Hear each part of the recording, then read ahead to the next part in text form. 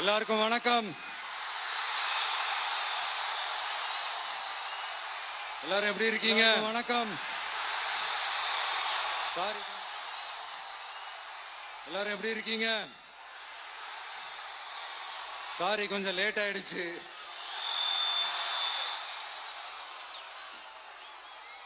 திருச்சியில காலையில பேசினப்போ அங்க ஒரு மைக் ப்ராப்ளம் இருந்தது. அதனால அங்க பேசினதுல ஒரு சில விஷயங்களை இங்க நான் திரும்ப ரிப்பீட் பண்றேன்.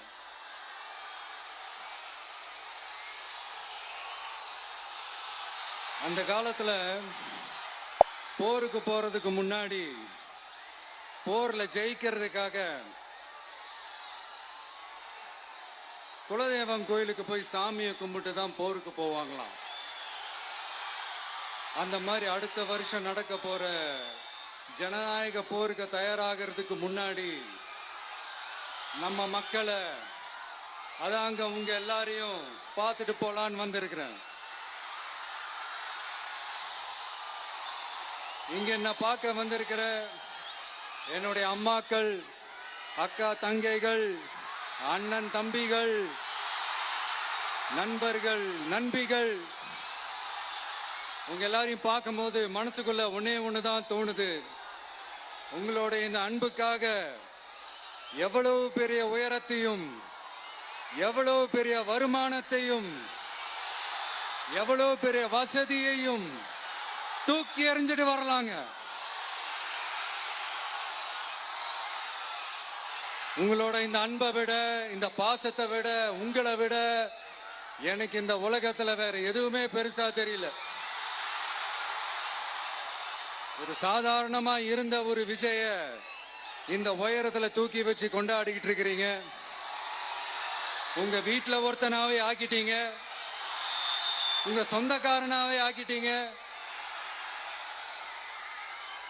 என்னங்க பெரிய பணம் வேணுங்கிற அளவுக்கு பார்த்தாச்சு.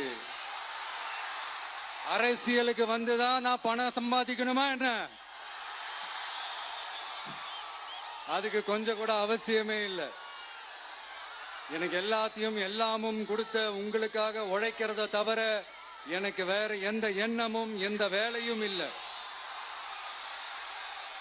விஜய், விஜய் அண்ணா, விஜய் தம்பி, விஜய் தம்பி, நம்ம விஜய், நம்ம விஜய்னு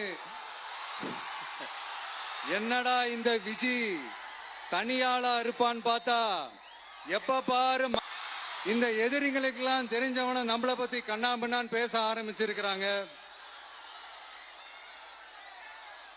அதாவது நான் மரியாதையா பேசினா கூட அதை தவறா எடுத்துக்கிறாங்கன்னா பாத்துக்கங்களேன். அதனால யார் என்ன சொன்னாலும் அறிஞர் அண்ணா அவர்கள் சொன்ன அந்த பஞ்சு தான், வாழ்க வசவாளர்கள் அப்படின்னு சொல்லிட்டு போயிட்டே இருக்க வேண்டியதுதான். நான் மதுரை மாநாட்டில் உங்க எல்லாரையும் நேர்ல சந்திக்க வரேன்னு சொல்லியிருந்தேன். அப்படி இன்னைக்கு உங்களுக்காக நம்மள மேலையும் கீழையும் ரொம்ப மோசமா ஆண்டுகிட்டு இருக்கிற பாசிச பாஜக அரசையும், பாய்சன் திமுக அரசையும் கேள்வி கேட்கறதுக்காக வந்திருக்கிறேன். இந்த பாஜக அரசு நம்மள கொஞ்ச நெஞ்ச கொடுமையாங்க செய்து பீகார்ல 65 லட்சம் வாக்காளர்கள் ஓட்டர் லிஸ்ட்லயே காணோமா. இது என்ன பெரிய விஷயம்? இதை தாண்டி இன்னொரு விஷயம் இருக்கு. இந்த எதிரி கட்சிகள்லாம் ரொம்ப சிம்பிளா சொல்ற மாதிரி சொல்லணும்னா, ஓட்டு திருட்டு, வீட்டு நம்பர் 0ன்னு போட்டெல்லாம் ஓட்டர் ஐடி கார்டு கொடுத்துருக்காங்கன்னா பாத்துக்காங்களேன். எவ்வளவு பெரிய ஒரு மோசமான வேலைகள்லாம் அவங்க செய்யறாங்கன்னு பாத்துக்கங்க. அடுத்து ஒன் நேஷன் ஒன் எலெக்ஷன், ஒரே நாடு ஒரே தேர்தல் 2029ல இவங்களோட ஆட்சி காலம் முடிய போகுதுன்றது எல்லாருக்குமே தெரிஞ்ச ஒரு விஷயம்தான். அதனால இந்த மாநில அரசுகள் எல்லாத்தையும் கலைச்சிட்டு எல்லாருக்கும் ஒட்டு மொத்தமா ஒரே நேரத்தில் தேர்தல் வைக்கிற ஒரு ஐடியா. அப்பதானே ஒரே நேரத்தில் இந்த தில்லு முள்ளு வேலைகள்லாம் ஈஸியா செய்ய முடியும். இதுக்கு பேர் என்னங்க? ஜனநாயக படுகொலை தானே. அடுத்து டீலிமிட்டேஷன், பார்லிமெண்ட் தொகுதிகள் மறுசீராய்வு, நம்ம சவுத் இந்தியாவை விட நார்த் இந்தியாவுக்கு அதிகமான பார்லிமெண்ட் தொகுதிகள் கிடைக்கிற மாதிரி ஒரு மோசடி வேலையை ஒன்று செஞ்சுக்கிட்டு இருக்கிறாங்க. இதைத்தான் டிவிகே முதலையே எதிர்த்தோம், இப்பவும் எதிர்க்கிறோம், இனிமேலும் எதிர்ப்போம். அதனால் இந்த SIR, one nation one election, delimitation, இதெல்லாம் எதிர்கட்சிகளை அழிக்கிறதுக்காக ரொம்ப ரொம்ப முக்கியமா நம்ம சவுத் இந்தியாவோட அந்த பவரை குறைக்கிறதுக்காக செய்யப்படுற ஒரு மோசடி வேலைகள். இது ஒட்டுமொத்த இந்தியாவுக்கும் பாஜக அரசு செய்யற ஒரு துரோகம். சரி, பாஜக அரசு தான் நமக்கு துரோகம் செய்யறாங்கன்னு பார்த்தா இங்க திமுக அரசு நம்மள நம்ப வச்சு ஏமாத்திக்கிட்டு இருக்கிறாங்க.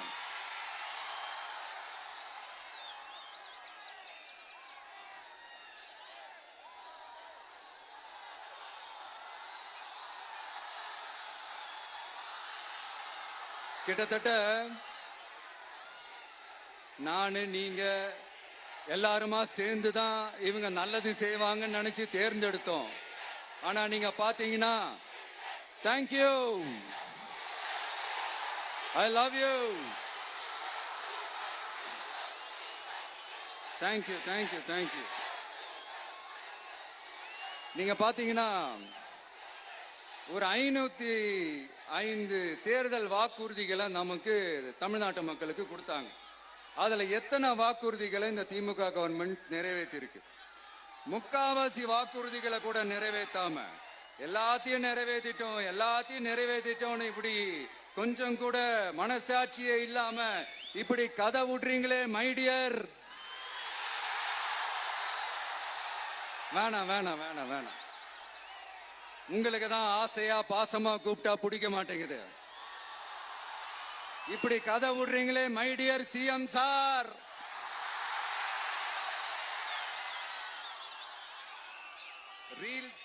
ரீல்ஸ் வேற, ரியாலிட்டி வேற நீங்களே சொல்லிட்டு இப்ப நீங்க விடுறது அம்பட்டும் ரீல்ஸ் தான். அதுல எல்லாம் பாதியில அருந்தும் போயிடுச்சு.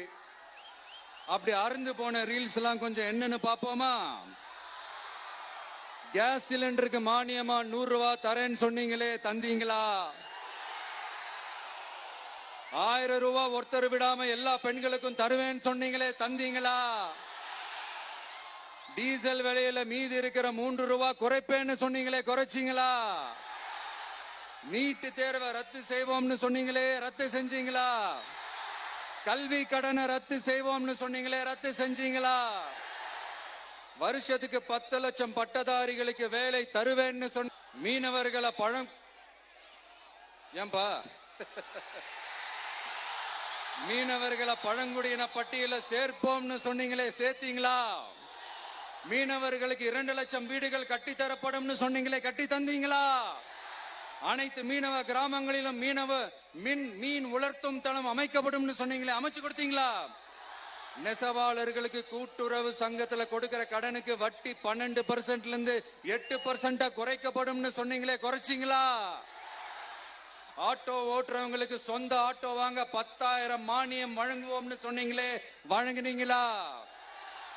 அரசு ஊழியர்கள் ஆசிரியர்களுக்கு ஓல்டு பென்ஷன் ஸ்கீம் கொண்டு வருவேன்னு சொன்னீங்களே, கொண்டு வந்தீங்களா? பகுதி நேர ஆசிரியர்களுக்கு பணி நிரந்தரம்னு சொன்னீங்களே, செஞ்சீங்களா? சத்துணவு மற்றும் அங்கன்வாடி பணியாளர்களுக்கு அரசு பணி உறுதின்னு சொன்னீங்களே, செஞ்சீங்களா? முதியோர் உதவித்தொகை 1500 ரூபாய் தருவேன்னு சொன்னீங்களே, தந்தீங்களா? தமிழகத்தில் இருக்கும் வேலை வாய்ப்புகள்ல 75% தமிழர்களுக்கு சொன்னீங்களே, தந்தீங்களா? 3 லட்சத்தும் மேல் இருக்கிற காலி பணியிடங்கள் நிரப்பப்படும் சொன்னீங்களே, நிரப்புனீங்களா? தூய்மை பணியாளர்கள் பணி ஊதியம், ஓய்வூதியம் போன்ற கோரிக்கைகள் நிறைவேற்றப்படும் சொன்னீங்களே, நிறைவேற்றினீங்களா? மக்கள் நல பணியாளர்களாக 25,000 பெண்கள் நியமிக்கப்படுவார்கள் சொன்னீங்களே, நியமிச்சீங்களா? ரேஷன் கடையில மீண்டும் உளுந்து வழங்கப்படும் சொன்னீங்களே, கொடுத்தீங்களா? அனைத்து அரசு வேலை வாய்ப்புகளிலும் பெண்களுக்கு 40% முன்னுரிமை வழங்கப்படும் சொன்னீங்களே, கொடுத்தீங்களா? 35 வயதுக்கும் மேற்பட்ட திருமணமாகாத ஆதரவற்ற பெண்களுக்கு கல்வி தகுதிக்கு ஏற்ப அரசு வேலை வழங்கப்படும் சொன்னீங்களே, வழங்கினீங்களா?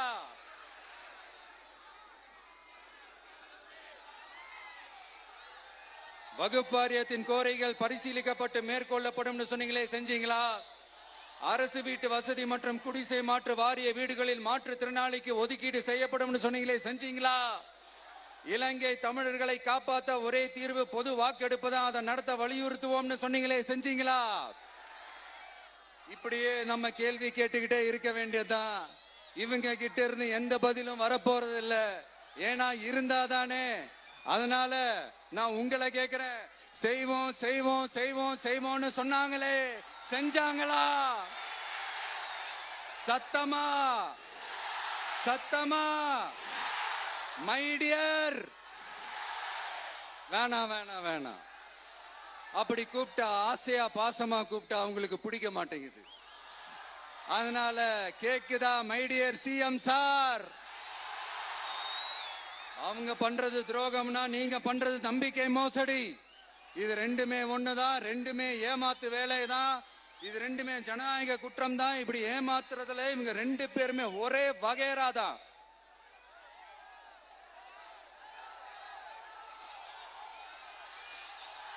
முந்தானேத்து வரைக்கும் ஒன்றிய பிரதமர், இப்ப இந்திய பிரதமர்.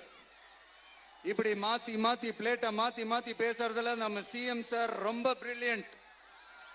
இப்ப புரியுதா மக்களே? மறைமுக உறவுக்காரர்கள்னு நாம ஏன் சொல்றோம்னு? சரி, இப்ப நம்ம அரியலூர் மாவட்டத்துக்கு வருவோம்.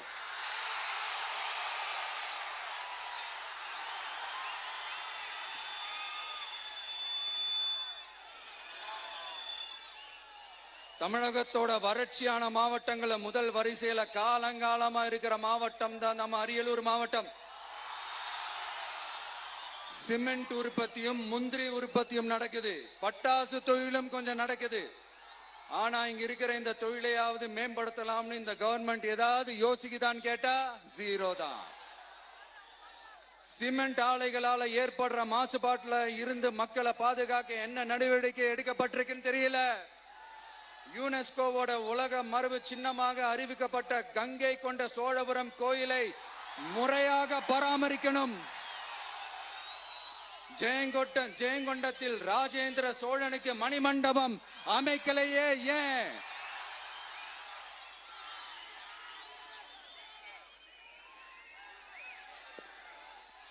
மருதையாத்தோட குறுக்க வாராணவாசி தடுப்பணை கட்டுறதை பத்தி 4 வருஷமா கண்டுக்கலையே ஏன்?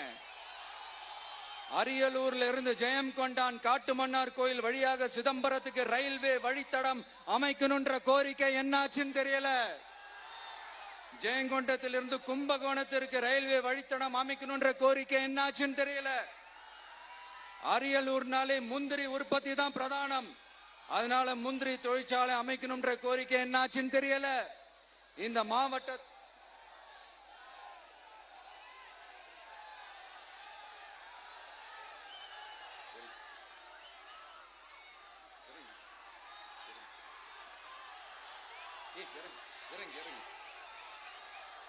தம்பி இறங்கு, தம்பி இறங்கு, ப்ளீஸ் ப்ளீஸ் ப்ளீஸ் இறங்கு, இறங்குப்பா ப்ளீஸ். அண்ணா அது சாஞ்சி போயிடுச்சுண்ணா, இறங்க சொல்லிருங்கண்ணா. விஜயண்ணா சாஞ்சி போச்சுண்ணா, அது இறங்க சொல்லிருங்கண்ணா.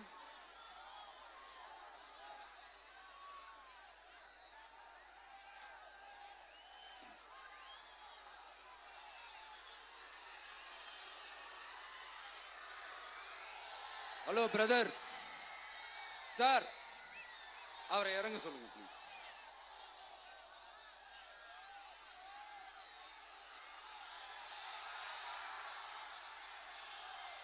இந்த மாவட்டத்தை சேர்ந்தவர் போக்குவரத்து அமைச்சராக இருந்தும் போதுமான பேருந்து வசதி இல்லையே ஏன்? என்னடா இவன் வந்ததுல இருந்து கேள்வியா கேக்குறான், இவன் வந்தா என்ன செய்வான்னு கேக்குறீங்க அதானே? தீர்வை நோக்கி போறதும் தீர்வை காண்றதும் மட்டும்தான் நம்ம டிவிக்கோட லட்சியமே. நம்மளோட தேர்தல் அறிக்கையில இதுக்கான விளக்கத்தை ரொம்ப தெளிவா சொல்லுவோம். ஆனா அதுக்கு முன்னாடி அதை செய்வோம் இதை செய்வோம் இந்த பொய்யான வாக்குறுதிகள்லாம் எப்பவுமே கொடுக்க மாட்டோம். எது நடைக்கு சாத்தியமோ எது உண்மையோ அதை மட்டும்தான் கொடுப்போம். ஆனா அட் த சேம் டைம் மருத்துவம், குடிநீர், ரேஷன், கல்வி, அடிப்படை சாலை வசதி, மின்சாரம், இந்த மாதிரி அடிப்படை விஷயங்கள்ல நோ காம்ப்ரமைஸ். பெண்கள் பாதுகாப்புல, சட்டம் ஒழுங்கு பாதுகாக்கிறதுல நோ காம்ப்ரமைஸ்.